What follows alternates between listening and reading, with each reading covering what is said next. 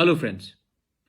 We are all upset listening from the news which has come out from Nagaland, where 13 of our Naga brothers were brutally gunned down by the military forces.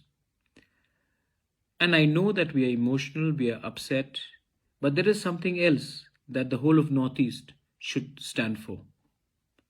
A law on the 11th of September 1958 was enacted, which is our 9/11, frankly, called AFSPA.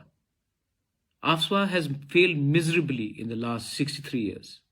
It has done nothing but further alienate the people of Northeast, whether it's Mizoram, Meghalaya, Tripura, Arunachal, Assam, everywhere. I mean, we've felt a sense of alienation.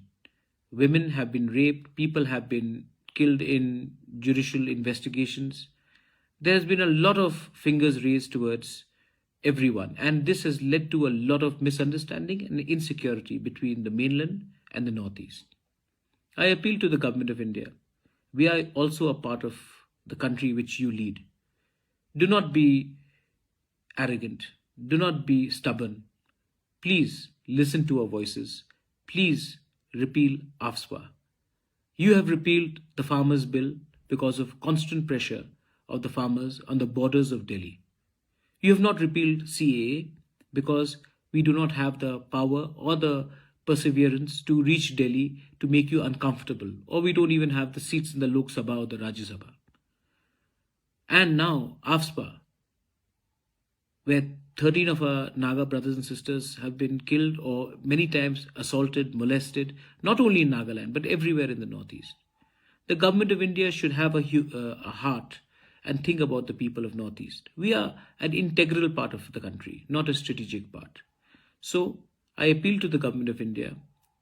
The time has come for you to reconsider and repeal AFSPA and also repeal Citizenship Amendment Act, an act which further alienates us from the mainstream.